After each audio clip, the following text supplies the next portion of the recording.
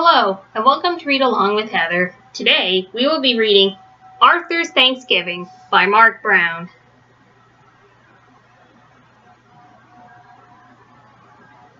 Arthur's class was so quiet you could hear a pin drop. Mr. Ratburn was about to announce the director of the Thanksgiving play, The Big Turkey Hunt. Arthur chewed his pencil. "I hope he picks me," whispered Francine. They all held their breath.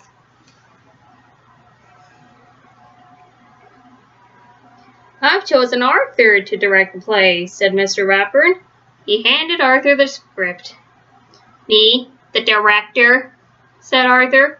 "Oh, no," grumbled Francine. "This is going to be a disaster."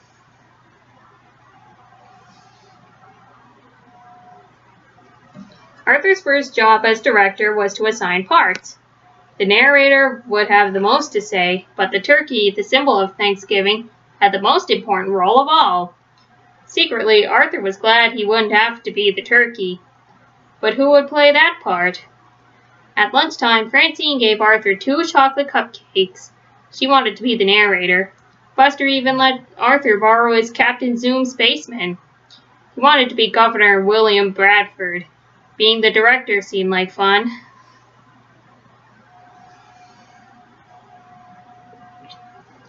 Arthur thought Francine would make a good turkey. "Never," said Francine. "I want to be the narrator.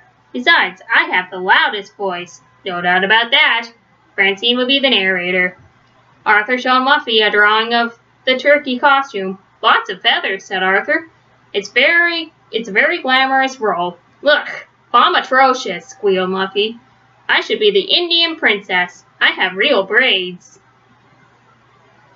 "Brain, I've saved the most intelligent part for you," explained Arthur. "No way will I be the turkey," answered the brain. "I'll be the Indian chief." "Buster, you're my best friend," began Arthur. "The part is real easy. Only one line and it's the best in the play." "I want to be Governor Bradford," said Buster. Arthur was so desperate that he asked Binky Barnes. "The turkey is a strong and powerful animal," argued Arthur. "Yeah, without saying a word, it can make you look like a fool in front of the entire school," said Binky. The play was only 6 days away. Where would Arthur find a turkey?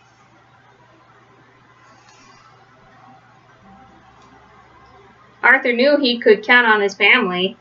"I'd love to be the turkey," said his father, "but I have a dentist appointment that I don't want to miss." "The world is full of turkeys," joked his mother. "You should be able to find one." "I wouldn't be caught dead in that outfit," said his sister D.W.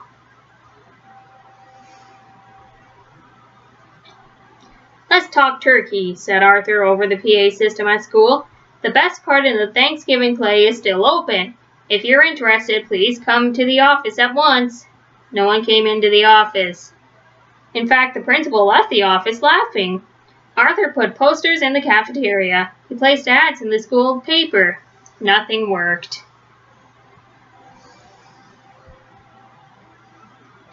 Arthur had other problems too. Muffy complained about everything. "I should be narrator. My parents are paying for the cast party," she whined. Francine would not take off her movie star glasses.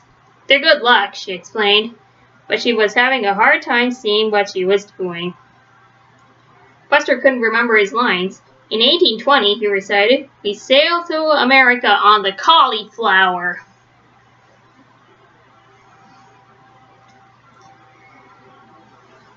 The rehearsals went from bad to worse. When the Pilgrims and Indians decided to celebrate their friendship, said Francine, they began to hunt for a turkey.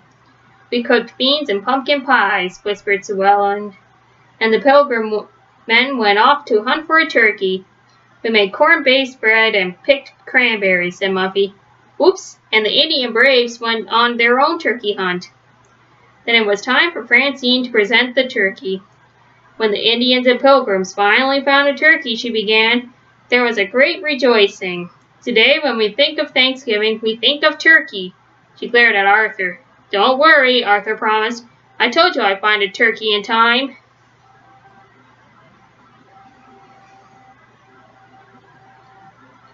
As a last resort, Arthur decided to rent a turkey. But that wasn't such a good idea. If you don't get a turkey by tomorrow's performance, said Francine, I quit. Everyone agreed. No turkey, no play. Arthur went home to think. He thought about turkeys while he did arithmetic. He thought about turkeys while he played the piano. And he thought about turkeys while he and DW did dishes.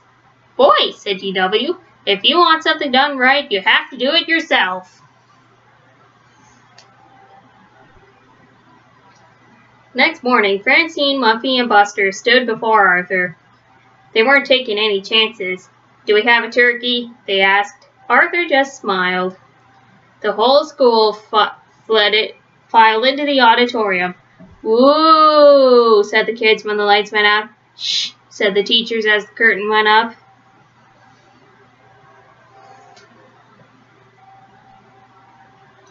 In 1820, we sailed to America on the Mayflower, recited Buster proudly. Whew, said Arthur. The play continued smoothly. Muffy didn't drop the cranberries. The Brain had his costume on correctly. Sue Ellen said her lines in a loud, clear voice. And Francine had even taken off her movie star glasses. Then it came for Francine's big speech.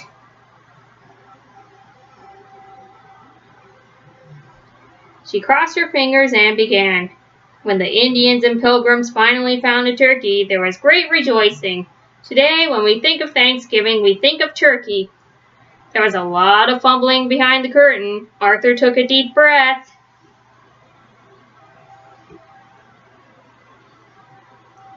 He walked on stage. As soon as he did, the audience began to laugh. Arthur turned bright red. This is going to be even worse than he had thought it would be. The turkey, Arthur began, is a symbol of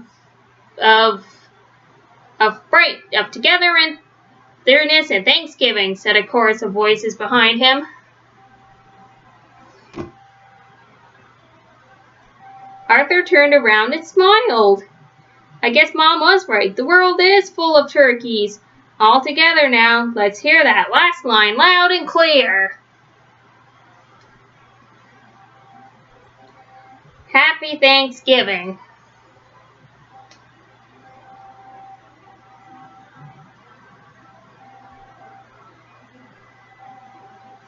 That's the end of Arthur's Thanksgiving.